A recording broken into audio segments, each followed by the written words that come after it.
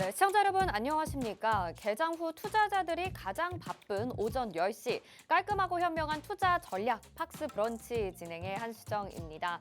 자, 이렇게 시장이 조금은 왜곡된 모습 그리고 변동성이 큰 시기에 저희 8월부터 팍스 브런치 여러분들에게 새롭게 인사를 드리게 됐습니다. 오늘도 3일째 이제 팍스 브런치로 인사를 드리게 되는데요. 글로벌 경제 상황 분석부터 실시간 산업, 기업 이슈에 대한 분석 그리고 특징주와 공략주에 대한 전략까지 45분이라는 시간 동안 압축적으로 준비를 했습니다. 또 방송이 끝난 이후에는 전문가 멘토의 전략까지 받아보실 수 있도록 저희가 소통 공간을 마련을 했으니까요. 지금 방송 보시면서 노란 톡방 먼저 입장을 해주시고 함께 해주시면 좋을 것 같습니다. 지금 화면에 아마 QR코드 나가고 있을 텐데요. 스마트폰 카메라로 켜시고 QR코드에 카메라 갖다 대셔서 비추시면 노란톡 입장 링크가 휴대폰에 뜰 겁니다. 그거 누르시고 그룹 오픈 채팅 참여하기 누르셔서 지금 팍스탁 노란톡방으로 입장해 주시면 되는데요. 팍스탁에 무료 회원 가입을 하실 수가 있습니다. 팍스탁은 팍스경제TV의 자체 증권 사업팀인데요. 무료 회원 가입하시면 추후 전문가님의 무료 온라인 방송도 함께 하실 수 있고요. 커피 기프티콘의 기회도 있으니까요. 자세한 공지사항은 팍스탁 홈페이지를 참고하셔서 해주시면 좋을 것 같습니다. 자, 그렇다면 여러분의 계좌 수익률을 높이는 팍스 브런치 본격적으로 출발해 보도록 하겠습니다. 먼저 이 시각 주요 뉴스와 실시간 시장 상황부터 살펴보시죠. 네, 실시간 주요 헤드라인 살펴보겠습니다. 먼저 첫 번째 뉴스인데요. 미국의 신용등급 강등 소식이 있었죠. 나스닥이 2.2% 간밤에 하락을 했고 코스피는 약보합권에서 출발을 하고 있습니다. 사실 어제도 저희가 이 소식을 전해드리려고 했는데 국내 증시에 미치는 영향은 미미하다고 봤었는데요. 간밤에 미국 증시 같은 경우에는 3대 증시가 모두 크게 하락하는 모습을 나타냈습니다. 미국의 신용평가사 피치가 국가 신용등급을 최고 등급에서 한 단계 강등했다라는 소식이 전해졌는데요. 이에 따라 투자 심리가 약화되는 모습을 보여줬고요. 이를 계기로 그간 상승폭이 컸던 기술주 중심으로 차익 실현 매물이 쏟아지기도 했습니다. 잠시 후에 이 소식 좀 더 들여다보도록 하겠습니다. 자, 두 번째 뉴스 살펴보시죠. K초전도체가 등장을 하게 됐습니다. 전 세계가 들썩이고 있다라는 소식인데 역시나 어제 저희 이 시간에 장 초반부터 강한 종목들의 상승세 볼 수가 있었죠. 하지만 증권사에서는 투자 광풍에 주의하라라고 연신 목소리를 내고 있는 상황입니다. 꿈의 물질로 불리는 상온 초전도체 관련 주식시장 열기에 대해서 우려의 목소리가 제기되고 있는 건데요. 여전히 과학계에서는 검증 단계에 있는 만큼 개발 성공 여부를 따지기에는 무리가 있는 상황이라면서 아직까지 실체가 불분명한 테마의 성격이 내재된 만큼 초전도체 테마주들의 주가 변동성 확대에 유의할 필요가 있다고 조언했습니다. 다음 세 번째 뉴스 보겠습니다.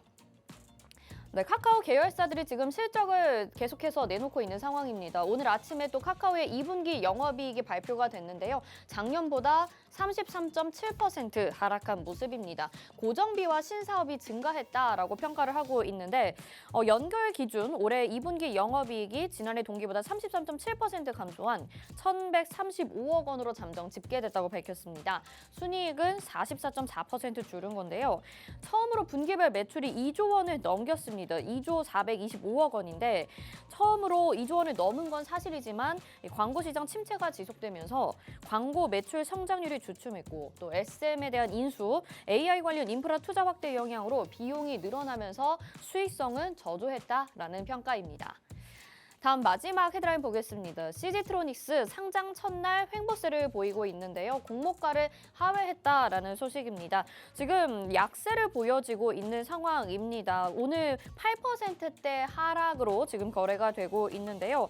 사실 기관 투자자 수요 예측에서 1,703.85대 1의 경쟁률을 기록하면서 상단보다 높은 25,000원으로 공모가가 확정이 됐었습니다. 하지만 오늘은 약한 모습을 보여주고 있고요.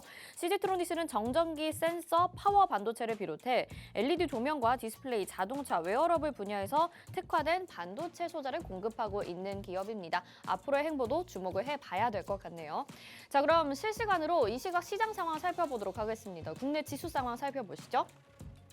네, 코스피와 코스닥 오늘 그래도 잘 버텨주고 있는 모습입니다. 전일 미국 시장의 낙폭이 컸기 때문에 오늘은 좀 하락 출발하지 않을까라는 전망도 우세했었는데요. 코스피는 현재 강보합권입니다. 0.12% 상승세 보여지고 있고요. 2619.60포인트에 거래되고 있습니다. 코스닥은 0.69%로 좀 더 강한 상승 보여지고 있고요. 916.30포인트에 거래되고 있습니다. 투자자별 매매 동향도 살펴보시죠.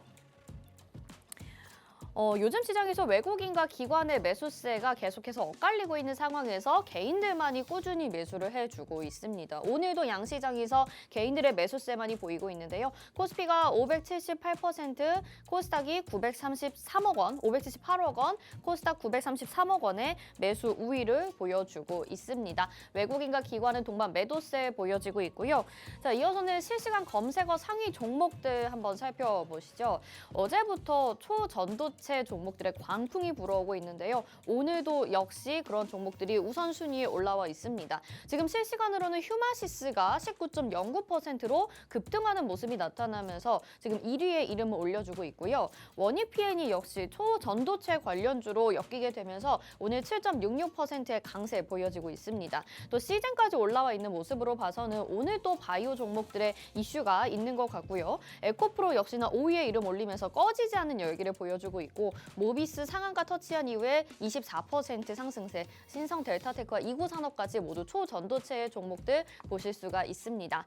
자, 오늘도 시장의 수급이 초전도체 쪽으로 쏠리고 있는 것 같은데요. 자세하게 시장 풀어 나가 봐야 되겠죠. 저희는 잠시 후에 본격적인 브런치 수익으로 돌아오도록 하겠습니다.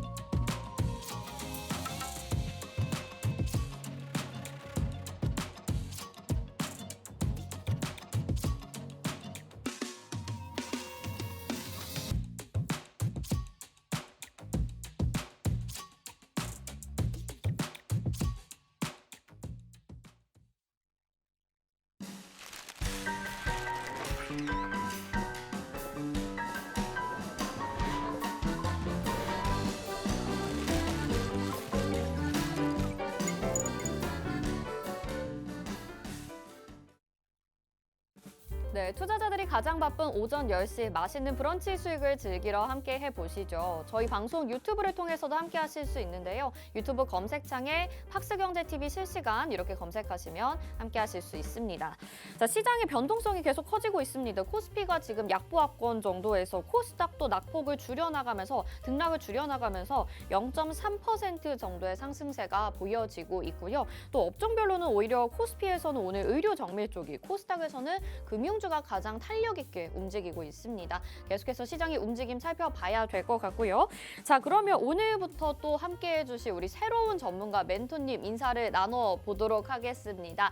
이주호 멘토와 함께하도록 하겠습니다. 어서 오세요. 네, 안녕하세요. 반갑습니다. 네, 시청자분들께도 인사 한 말씀 부탁드릴게요. 시청자분들 반갑습니다. 지금 시장 자체가 너무 변동성이 크고 특정 종목들의 수급이 쏠리는 종목 장세가 계속되고 있는 만큼 개인 투자자분들께서 많이 힘드실 만한 장세라고 생각합니다. 그렇기 때문에 이럴 때일수록 오히려 더욱더 좋은 종목들, 그리고 상승 모멘텀이 그냥 이슈나 뉴스에 의해서 따라가는 것들이 아니라 그런 기업에 대한 알짜배기 기업들을 찾아내는 것들이 더 중요하다고 생각하고 있고요.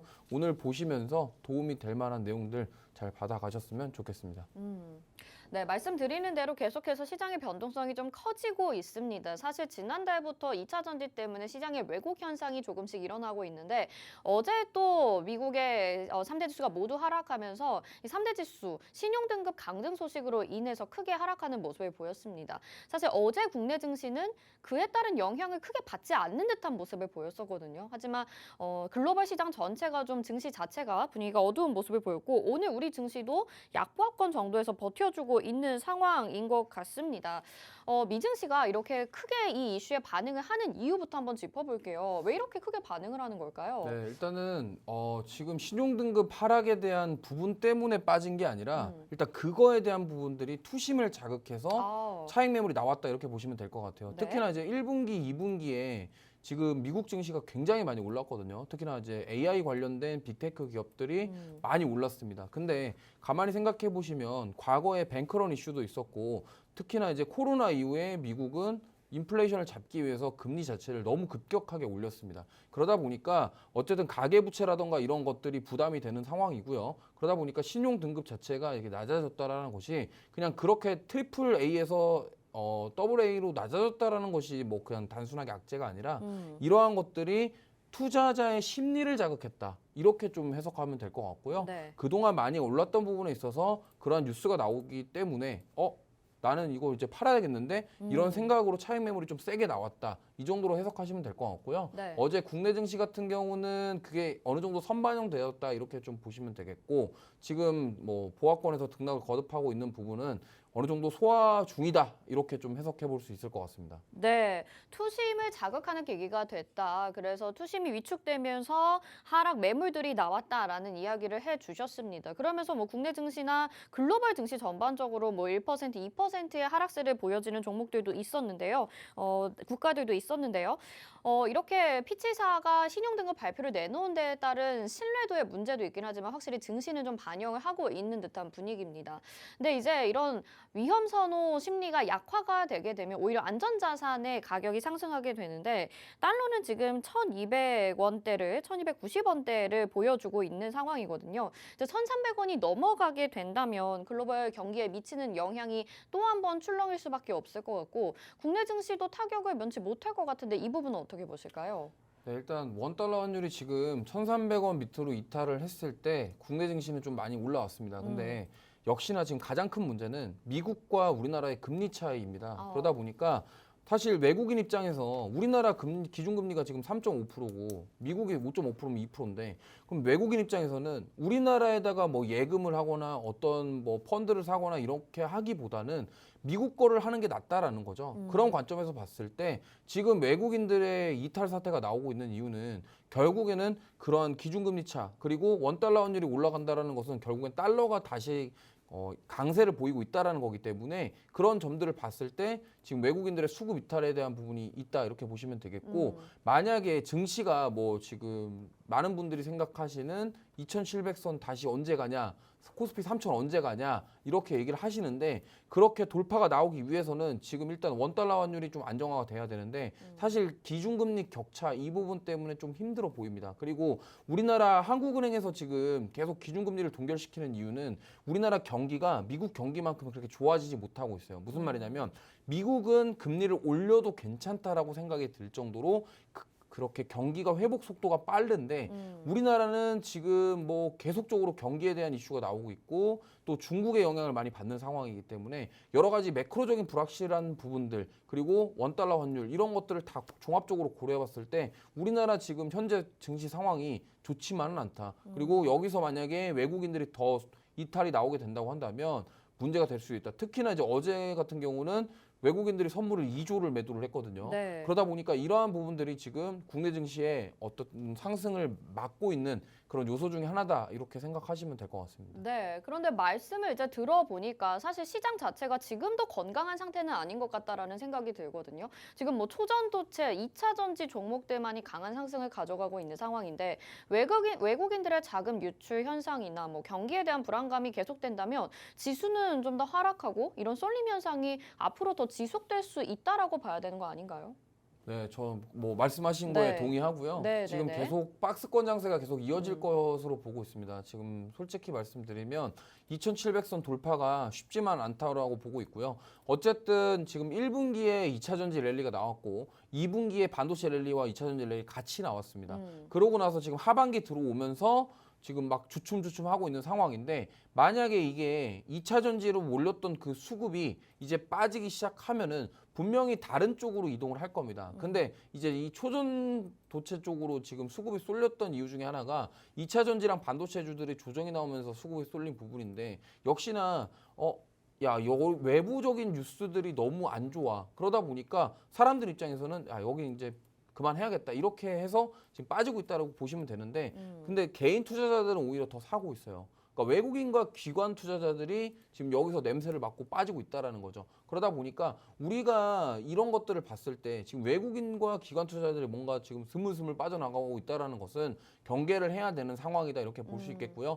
역시나 지금 이 개별 종목 장세는 올해 들어와서 계속적으로 이어가고 있습니다. 그러다 보니까 어떠한 섹터, 어떠한 수급, 어떠한 종목들로 어떠한 수급이 들어갈지는 계속 지켜보면서 대응해야 될 것 같고요. 지금 초전도체 이쪽은 제가 봤을 때는 뭔가 거기서 뭔가 획기적으로 뭔가 앞으로 잘 되겠다 이거보다는 네. 이슈와 단순 뉴스에 의해서 급등하는 성향이 높다. 저는 이렇게 보고 있습니다. 네, 앞으로 국내 지수가 좀 건강하게 움직여줘야 될 것 같은데 너무 이슈 쪽으로만 쏠리는 이런 초전도체 2차 전지 종목들로만 쏠리고 있는데 이런 피치사의 강등 소식으로 인해서 한 번 더 국내 증시는 방향성을 좀 유념을 하면서 접근을 해야 되지 않을까라는 말씀을 해주셨습니다. 자, 오늘 시장에 대해서는 좀 간단하게 짚어보도록 하고요. 다음은 계속적으로 어제부터 이 시간에 강조가 되고 있는 이 초전도체에 대해서 이야기를 해보도록 하겠습니다. 저도 어제 이 방송 끝나고 좀 더 유심히 공부를 하긴 했는데 사실 학계에서도 검증된 것이 없다 보니까 어떤 말씀을 드리기가 좀 조심스럽다는 생각이 들기는 했습니다만 저희가 이제 종목들의 움직임을 좀 정리를 해봐야 될 것 같아요. 초전도체가 스치기만 하면, 묻기만 하면 종목들이 올라가는 모습을 어제 저희가 실시간으로 장중에 확인을 했는데요. 과연 그 종목들이 어떻게 분류가 되고 어떤 특성을 가지고 있는지 좀 살펴보면 좋을 것 같다라는 생각을 합니다. 이주호 멘토님이 한번 정리를 좀 해주실 수 있을까요? 네, 일단 지금 초전도체 관련해서 지금 수급이 들어오는 것들이 네. 대부분 그 퀀텀 쪽에 지분 투자로 했다는 그런 네. 이슈가 있는 기업들이 지금 강세를 보이고 있어요. 실제로 이게 초전도체 관련해서 뭔가 사업이 진행되고 있고 거기서 뭔가 지금 사업을 하고 있는 건 아무것도 없습니다. 근데 다만 이제 앞으로 뭐 학회에서 뭔가 이거를 앞으로 뭔가를 발표하면서 뭔가를 하겠다. 이러한 뉴스로 인해서 지금 이렇게 된 건데 네. 사실 뭐 직접적인 뭔가 사업 연관성은 없어요. 그런데 지분 투자를 했다. 그 퀀텀 쪽에 지분 투자를 했다라는 이런 것들이 지금 반영이 되고 있고 네. 서남 같은 경우가 지금 오늘까지 3연상이거든요. 네. 그러니까 이러한 종목들의 흐름이 지금 이렇게 너무 과도하다. 왜냐하면 아니 그냥 단순하게 지분 투자했을 뿐인데 이런 생각인데 지금 이렇게 오른다. 결국에는 2차 전지랑 반도체랑 여기랑은 좀 다른 이유를 말씀드릴게요. 네네. 왜냐하면 2차 전지와 반도체는 숫자로 실적이 찍혀주고 있습니다. 에코프로도 그렇고요. 포스코도 그렇고요. 결국에는 지금 한미반도체부터 시작해서 2분기 때 가장 많이 올랐던 종목들 대부분이 실적이 받쳐주면서 숫자로 보여주고 있는 기업들이란 말이에요. 그러면은 수익성에 대한 모멘텀이 있는 상황에서 앞으로 뭐 반도체 같은 경우는 후공정주들이 HBM에 대한 기대감, AI 반도체에 대한 기대감으로 올랐고 2차 전지 같은 경우는 에코프로를 필두로 해서 양극재, 앞으로의 높은 수주잔고를 바탕으로 해서 앞으로 추가 수익이 더 높을 것 같다. 이런 부분들이 반영이 되면서 올랐단 말이죠. 네. 근데 지금 이 초전도체 얘는요. 이게 사실 자가 부상 열차부터 시작해서 MRI에 들어가는 그런 소재라고 보시면 네네네. 되거든요. 간단하게 말해서. 그래서 어쨌든 이게 내용 자체가 너무 어렵기 때문에 물리학적인 부분과 화학적인 부분들이 아직 증명이 다 안 됐습니다. 그런데 뭐 자가 부상 열차는 앞으로 미래 산업에 들어가는 그런 것일 거고요. 분명히 뭐 드론부터 시작해서 앞으로 떠다니는 그런 것들의 첨단 기술에 들어가는 소재임에는 확실합니다. 하지만 여기서 뭔가 검증이 된 게 없고 발표된 내용이 어떤 사실 현실화된 부분이 없기 때문에 네. 지금은 제가 봤을 때는 이슈와 뉴스에 의한 좀 단순 무지성 투자 이런 느낌이 좀 강하다. 네네네. 이렇게 보시면 되겠고 네. 그렇기 때문에 우리 시청자분들이나 개인 투자자분들께서는 여기를 지금 추격 매수를 한다. 보유 중인 분들이야 사실 뭐 여기서는 이제 대응의 영역인데 신규 매수를 여기서 따라간다. 네. 요거는 조금 주의하셨으면 좋을 것 같습니다. 네, 저희가 질문을 다음 걸 드리고 싶었는데 사실 투자는 좀 유의를 해야 된다라고 답변을 해주신 것 같습니다. 지금 직접적으로 초전도체 관련이 있는 종목을 공략하는 것이 아닌 것 같다라는 이야기를 해주신 것 같아요. 실제로 뭐 특허를 보유했다고 해도 아주 초전도체에 밀접한 보유라기보다는 서남 같은 경우에는 3연상까지 기록을 하고 있는데 뭐 퀀텀 에너지 에너지 연구소 핵융합 소재 전력 시스템 등 약간 비슷한 계열로 엮이기만 한다고 해도 강력한 상승을 가져가고 있습니다. 하지만 이것이 또 언제까지 지속될지 모르고 실질적으로 직접적인 연관과 또 검증의 시기까지 남아 있는 상황이기 때문에 적극적인 투자는 좀 유의를 하는 것이 좋겠다라는 말씀을 해주신 것 같거든요. 그런데 이조 멘토님, 사실 저희 투자자분들은 매일매일 새로운 종목을 찾는데 굉장히 바쁘시잖아요. 네. 그래서 혹시라도 오늘이라도 내가 한 종목을 좀 투자를 하고 싶다, 초전도체 안에서라고 네. 하신다면 그래도 이 종목은 괜찮겠다라고 생각이 드는 게 있으실까요? 제가 오늘 이따가 말씀드릴 건데 하나 가져왔거든요. 네네네네. 그래서 가져왔는데 네. 이따가 종목을 말씀을 드리고 음. 제가 방송 끝나고서 여기 노란톡방 들어오시는 분들께 제 종목 명이랑 타점을 공개해드릴 예정이니까 네. 요 끝까지 한번 시청해 주시면 좋을 것 같습니다. 네, 알겠습니다. 자, 잠시 후가 기대가 됩니다. 초전도체 관련해서 그래도 한 종목 꼽자면 이 종목 가져왔다라고 예고를 해주셨습니다.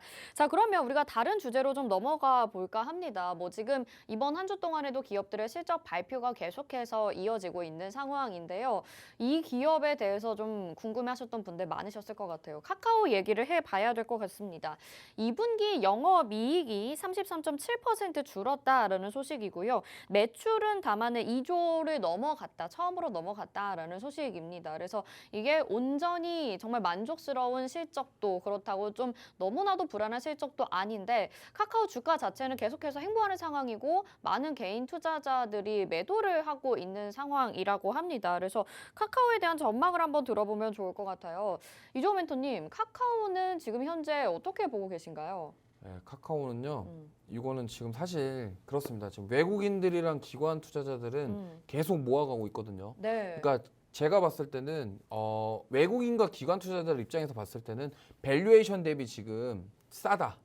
매력도가 있다라고 판단하고 있는 것 같아요. 근데 다만 이제 카카오 같은 경우는 아시다시피 계열사들 쪼개기부터 시작해서 오너들의 그런 이슈들이 좀 많이 있었습니다. 네. 부당 이익을 취하고 이런 도덕적인 문제가 있었기 때문에 그동안 주가가 조정을 계속 받았던 이유 중에 가장 큰 이유가 바로 그거였고요. 그러다 보니까 이제는 이제 되돌림이 나올 시기가 아니냐라고 생각을 하고 있는 것 같고 네. 실적에 대한 부분은 사실 좀 부족하게 나온 건 사실입니다. 하지만 앞으로의 그런 성장성 그리고 만약에 지금 AI가 만약에 이제 네이버와 함께 같이 뭔가를 공개를 해서 뭔가 플랫폼 사업이 진행이 된다고 한다면 그로 인한 수익성에 대한 기대감이 또 있을 수 있거든요. 네. 그런 점들을 봤을 때 외국인과 기관 투자자들이 지금 좀 모아가고 있는 부분들이 앞으로의 그런 부분들을 좀 평가하고 있다라고 생각할 수 있겠고요. 사실 개인 투자자분들 입장에서는 지금 가격대에서는 들어가도 저는 좋다라고 봅니다. 왜냐하면 네네. 저는 코로나 이전 가격대까지 거의 다 왔다라고 생각하고 있거든요. 정말 많이 많이 하락했거든요. 빠졌고 네. 사실 카카오를 보시면은 네이버와 카카오가 그동안 주가가 많이 올랐던 이유가 네. 바로 코로나 때 비대면 이런 그쵸. 산업들 그런 수혜를 것들이 받았죠. 수혜를 받았잖아요. 근데 지금 코로나는 일단 거의 끝났고 음. 그 이전 가격으로 다시 돌아왔다라는 거는 이제는 밸류만 놓고 봤을 때는 실적에 대한 밸류 이런 것들을 봤을 때는 이제는 다 막아도 좋다 이렇게 저는 보고 있습니다. 네, 그렇기 그렇네요. 때문에, 네. 네. 아니 오늘 장 초반까지만 해도 사실 실적 발표는 나왔는데 주가 움직임이 크지가 않았거든요. 그런데 지금 보니까 그래도 지금도 5%가 아니라 0.38% 정도의 상승세 보여지고 있네요. 조금은 이제 양봉으로 좀 올라가려는 듯한 모습을 보여주고 있어서 앞으로는 투자를 해봐도 좋겠다라는 의견을 주셨습니다. 근데 카카오가 이제 가장 좀 약점이라고 생각을 할 수 있는 부분이 말씀하셨던 것처럼 쪼개기 상장을 계속해서 했잖아요. 그래서 계열사들에 대한 실적 발표가 계속 나오고 있는 상황에서 카카오뱅크 역시 지금 실적이 발표가 되고 있는 상황입니다. 카카오뱅크는 실적이 순이익이 1,838억 원을 기록하면서 사상 최대 실적이다 이렇게 얘기가 나오고 있어요. 그리고 오늘 금융주들이 조금 탄력적으로 움직이고 있고 그 가운데서도 카카오뱅크를 보면 좋겠다, 아니다라는 의견이 좀 분분한 상황인 것 같거든요. 카카오뱅크에 대한 전망은 어떻게 보시나요? 이게 네. 카카오뱅크는 일반 은행이랑 좀 달라요. 성격이 네. 다르기 때문에 좀 주의하셨으면 좋겠고 사실 그렇다고 카카오뱅크가 안 좋다 이런 게 아니라 역시나 카카오라는 그룹에 속해 있기 때문에 그와 같이 움직일 가능성이 높다 이런 점을 좀 참고하셨으면 좋겠고 이게 지금 오늘 금융주들이 좀 올라가는 거는 어제 그 신용등급 얘기 나오면서 네. 사실 안전자산의 그쪽에 대한 부분이 강조가 되면서 반등이 나오고 있다. 이 정도로 좀 해석해 볼 수 있겠고요. 네. 그래서 카카오뱅크는 뭐 역시나 저는 이렇게 생각합니다. 지금 어차피 카카오 그룹주들이 조정을 받을 만큼 받았습니다. 그렇기 때문에 지금 이제는 한번 바닥권에서 우리가 분할 매수 관점으로 접근해서 모아 가시면 좋을 것 같고요. 사실 저는 이렇게 생각해요. 카카오를 트레이딩 관점으로 접근한다? 지금 이 부분은 조금 힘듭니다. 왜냐하면 거래량 자체가 막 그렇게 막 지금 터지고 올라가는 그런 추세가 아니기 때문에 이거는 제가 봤을 땐 분할 매수 관점으로 접근해서 좀 모아가야 된다. 그리고 지금 시장 자체가 워낙 상승과 하락을 반복하면서 방향성이 없고 박스권을 만들어 가고 있는 상황이기 때문에 오히려 이럴 때일수록 한 번에 좀 비중을 많이 싣고 이렇게 가져가시는 게 아니라 카카오 이제 얘기 들어보니까 너무 많이 빠졌네. 그래 사도 되겠네. 그래서 비중을 막 뭐 30%, 50% 이렇게 들어가시는 게 아니라 조금씩 나눠서 모아 가신다라는 느낌으로 좀 그렇게 가져가 보시면은 시간이 좀 지났을 때 올해 말 아니면 내년 초쯤에는 좀 세게 한번 반등이 나올 것이다. 좀 이렇게 저는 보고 있습니다. 네. 뭐 카카오뱅크가 그나마 오늘 금융주 안에 속하게 되면서 조금은 강한 상승세 3% 정도의 상승세를 가져가고 있고 카카오페이나 카카오게임즈는 실적 발표에도 불구하고 좀 부진한 모습을 보여주고 있는 상황입니다. 하지만 전체적으로 장기적으로 봤을 때는 주가 자체가 상당히 저점으로 내려와 있기 때문에 지금 시점에서 분할 매수하는 전략은 나쁘지 않겠다라는 의견을 주고 계신데요. 자, 그러면 우리가 카카오 계열사들 뭐 게임즈도 있고 그다음에 페이도 있는데 의미는 똑같으실 것 같습니다. 뭐 저점에서 매수하는 전략 괜찮을 것 같다라고 말씀을 해주셔서 그럼 카카오뱅크에 대한 이야기로 좀 더 들어가 볼게요. 오늘 금융주들이 그 미국의 피치사의 신용평가 등급 강등 소식으로 인해서 안전자산 선호 심리로 조금 올라가고 있다라고 말씀을 해주셨는데 금융주 안에서 그러면 지금 금융주들도 좀 많이 둔화된 모습이거든요. 혹시 공략을 해본다면 어떤 종목을 선호하시나요? 이게 사실 네. 금융주를 좀 솔직하게 말씀드리면 네. 이게 원래 금융주들이 원래는 금리 인상 기조에서는 주가가 올라가야 정상이거든요. 그렇죠. 근데 이게 문제가 있습니다. 장단기 금리 차 때문에 장기 금리와 장기 금리, 그러니까 단기 금리가 높고 장기 금리가 낮아요. 그러니까 무슨 말이냐면 예를 들어서 국민은행이 뭐 있다고 칩시다. 근데 네. 만약에 아나운서님이 네. 국민은행에 대출을 받으러 갔어요. 네. 그럼 은행에서 대출을 받을 때는 장기 금리로 받습니다. 일반인들은 저희는 그렇거든요. 네. 우리 투자자분들이나 시청자분들은 은행 가서 일단 1금융권 대출 받으면 장기 금리예요. 근데 국민은행에서 돈을 걔네들도 빌려와야 되지 않겠습니까? 네. 걔네가 한국은행에서 돈을 빌려요. 그때는 단기 금리로 빌립니다. 그러면은 잘 보세요. 단기 금리가 이미 지금 높은데 장기 금리가 장기 금리보다 낮아요. 그러면 한국은행에서 돈을 높은 이자로 빌려와서 네. 우리한테는 장기 금리로 낮은 이율에다가 빌려주면 남는 돈이 없어요.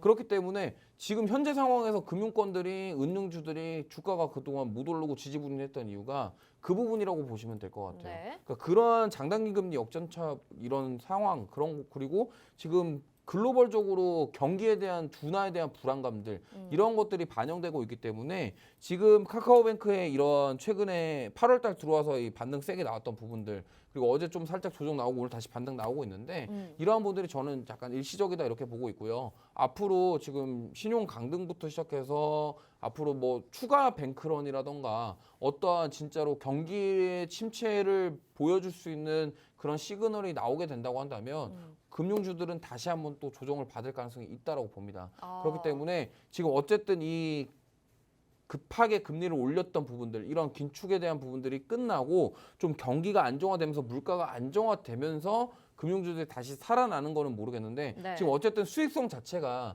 은행들이 돈을 벌어야 되는데 지금 벌 수 있는 게 어쨌든 은행에서 주식을 투자한다거나 채권에 투자한다거나 이런 투자로 돈을 버는 거지 지금 대출을 해서 대출 수익을 가지고 은행들이 돈을 못 버는 상황이거든요. 그렇기 때문에 그게 지금 그걸 주가에 반영되고 있다 이렇게 보시면 될 것 같아서 네. 이 반등을 이거는 기회다라고 생각하시기보다는 조금은 기간을 두고서 움직임을 체크해 보시면서 대응하시는 게 좋겠다 이렇게 말씀드리고 싶습니다. 네, 금융 섹터에 대해서도 온전하게 마음을 편하게 갖지는 못할 것 같습니다. 지금 시장에는 여러 가지 또 위험 요소들이 존재하기 때문에 상당히 좀 보수적으로 대응을 하시는 것도 좋은 전략이 되겠다라는 생각이 들어요.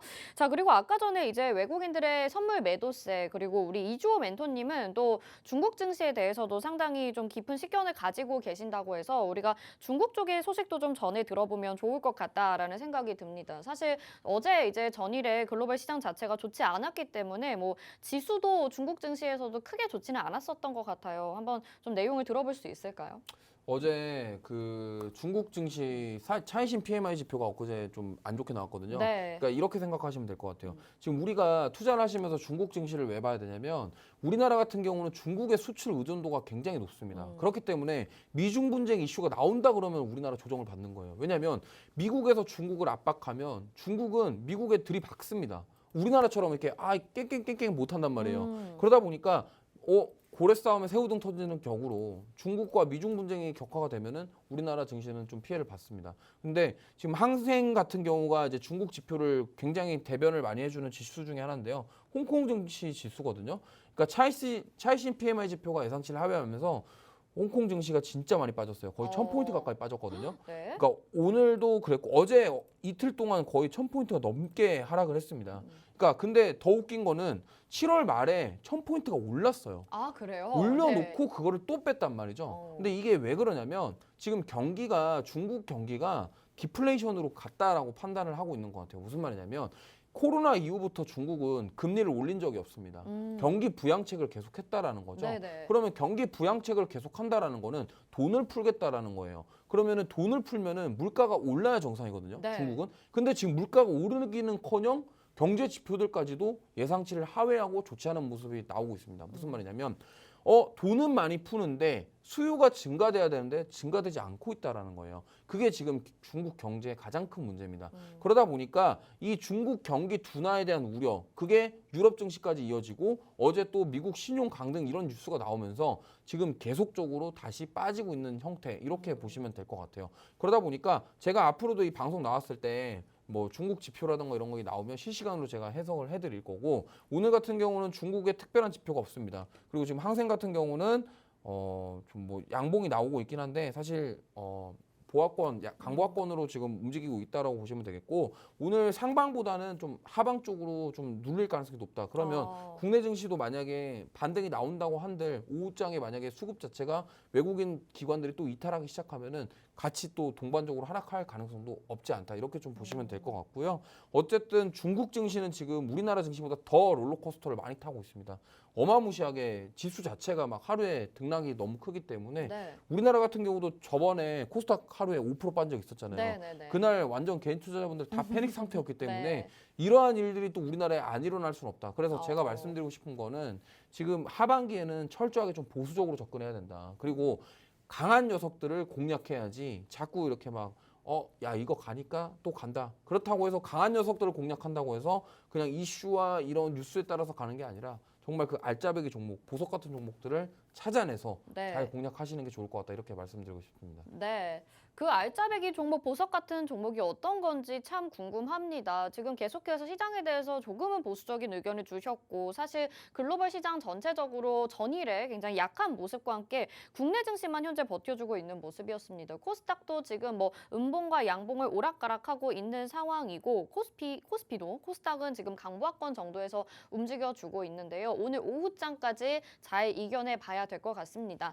참 쉽지 않은 시장인데 내가 도움을 좀 받아보고 싶다. 팍스 브런치에서 맛있는 수익 같이 즐겨보고 싶다. 이 정보의 홍수 속에서 현명한 투자를 해보고 싶다 하신다면 이주호 멘토님과 함께하고 싶다는 분들은 모두 지금 QR코드 찍고 노란 톡방 입장해 주시면 좋겠습니다.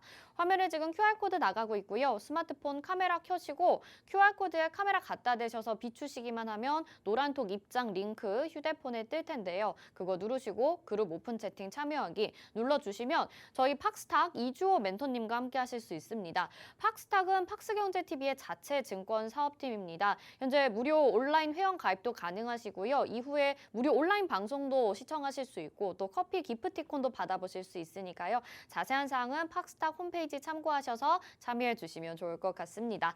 자, 그러면 저희는 오늘이 실시간의 장중에 아주 보석 같은 공략주 찾으러 잠시 후에 다시 돌아오도록 하겠습니다.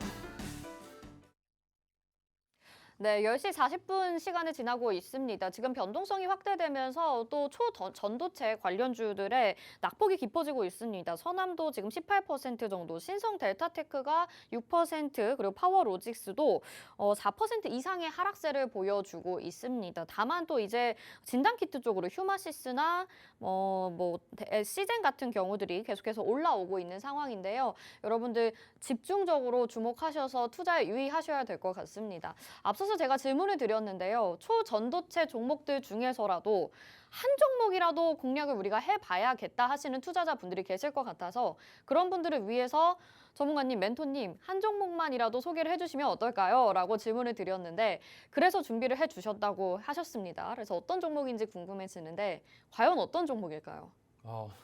하나씩 설명드리겠습니다. 네, 좀 부담스러운 네. 질문이셨을 것 같아요. 근데 이게 저희가 장중 이렇게 주가 움직임을 보면서 지금 방송을 하고 있잖아요. 근데 초전도체 관련주들이 급락이 나오다 보니까 좀 말씀드리긴 조심스러운데 사실 오늘 이 종목은 이 초전도체랑 관련이 있지만 사실 본 사업을 봤을 때는 저는 투자할 만한 가치가 있다고 생각해서 가져왔습니다. 사실 초전도체는 그냥 부가적인 그런 거라고 생각하고요. 네. 어쨌든 그래서 지금 보시면은 자 초전도체 관련 주이긴 하지만 아셔야 될 게 요게 지금 메인 사업 자체는 요거랑 좀 다릅니다. 그렇기 때문에 지금 반도체랑 2차 전지들이 조정을 받고 있고요. 시장에서 굉장히 강한 수급이 들어오고 있는 상황. 그리고 기대감의 추가 상승 가능성이 있습니다. 하지만 변동성이 크기 때문에 오늘 만약에 제가 말씀드린 종목을 아신다고 하더라도 이 타점을 잘못 잡으면 오히려 손실을 볼 수가 있다는 점을 유의하셨으면 좋겠고요. 네. 지금 어쨌든 지금 시장 분위기 자체가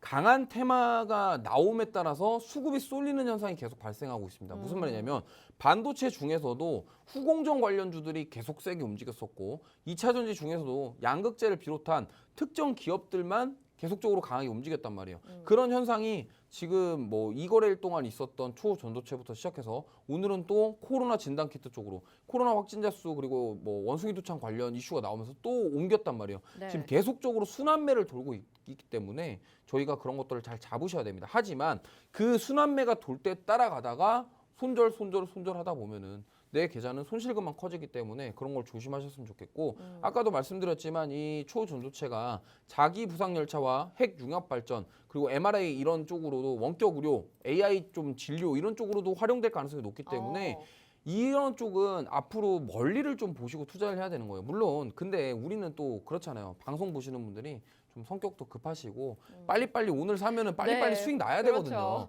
그렇기 때문에 이 하락장에서도 수익 낼 수 있는 종목, 트레이딩 관점으로 접근할 수 있는 종목 가져왔고요.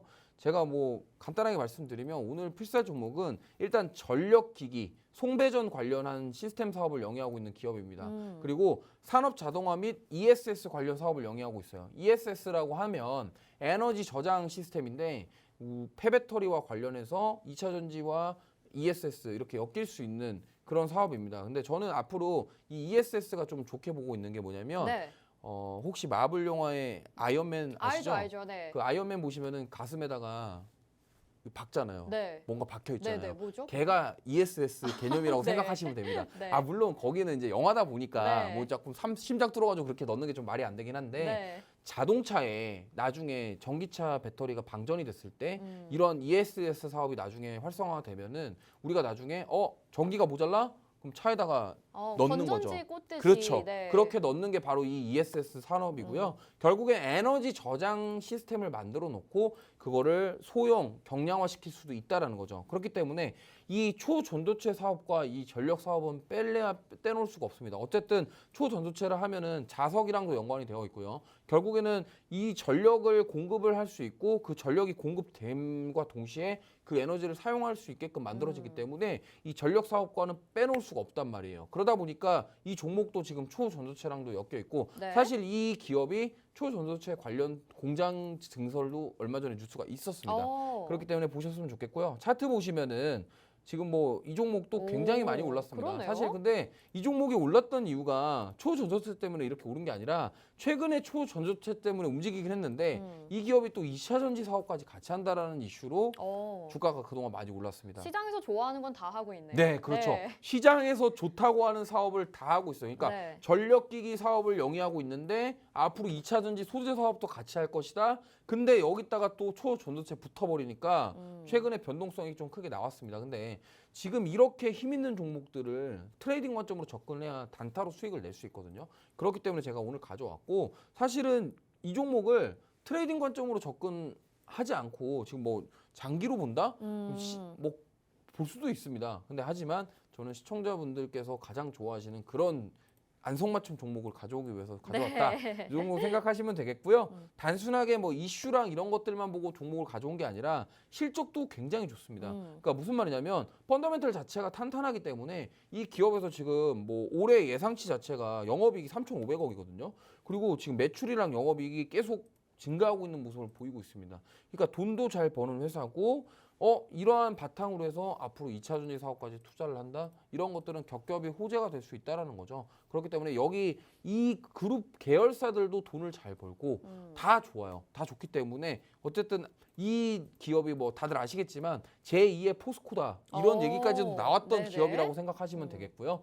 그렇기 때문에 이러한 종목들 잡으셔가지고 한번 수익을 챙길 수 있는 기회를 잡아보시길 바라겠고요. 제가 방송에서는 종목 공개할 시간이 지금 없기 때문에 공개를 못하고 노란톡방 들어오시는 분들에 한해서 제가 타점이랑 종목명 공개하면서 잡아드릴 테니까 저 화면 하단에 보이시는 QR코드 찍고 들어오셔서 저와 함께 소통하시면서 수익 챙기실 기회를 한번 잡아보시길 바라겠습니다. 네, 말 그대로 정말 따끈따끈하게 저희 팍스 브런치 시작을 했고 오늘 이주호 멘토님 첫 방송으로 여러분들에게 인사를 드리고 있는데 초전도체 테마가 시장에서 뜨거운 시간 속에서 이 종목을 준비를 해주셨습니다. 지금은 변동성이 크기 때문에 초전도체에 대해서 아주 보수적으로 접근을 하는 게 좋겠다라고 말씀을 해주셨지만 그래도 한 종목 공략하자면 초전도체는 스치듯이 지나가면서 반도체와 2차 전지를 주력으로 하고 있는 종목이기 때문에 우리가 공략을 안 해볼 수가 없겠다라고 말씀을 해주셨거든요.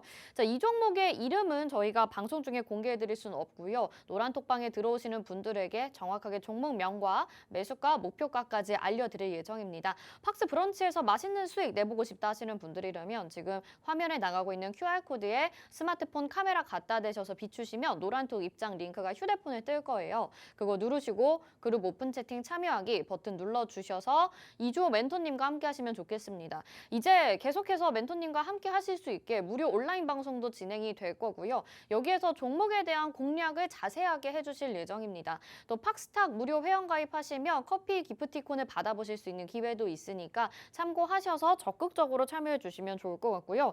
저희가 이 종목 같은 경우에는 뭐 앞으로 초전도체 테마가 어떻게 되든 간에 반도체와 2차 전지라는 것을 주력으로 하고 있으면서 제2의 포스코다라는 별칭까지 얻은 종목이니까 아마 예상을 하시는 분들도 있으실 것 같습니다. 예상이 안 되시더라도 노란톡방 들어오셔서 함께 하시면 좋을 것 같습니다. 이주호 멘토님 오늘 짧게 첫 방송이었으니까 소감 한 말씀 들어볼까요? 네, 뭐 주간 방송은 제가 팍스경제집에서 거의 처음이라서 좀 약간 긴장하기도 했는데 사실 앞으로 이렇게 장중에서 계속 시황 말씀드리고 장중 변동성 나오는 것들 얘기하면서 우리 시청자분들과 함께 소통하면서 앞으로 좀 많은 수익을 내드리도록 노력하고 싶습니다. 그러니까 많이 참여해 주시고요. 저는 꾸준하게 목요일, 네. 금요일 방송 출연 예정이니까 앞으로도 많은 관심과 사랑 부탁드리겠습니다. 네, 저희도 45분이라는 압축적인 시간 동안 여러분들에게 많은 내용 전해드리고자 노력을 하고 있습니다. 매일 오전 10시에 여러분들과 함께하고 있으니까요. 내일 이 시간도 함께해 주시길 바랄게요. 팍스 브런치 오늘 여기서 인사드리겠습니다. 시청해주신 여러분 고맙습니다.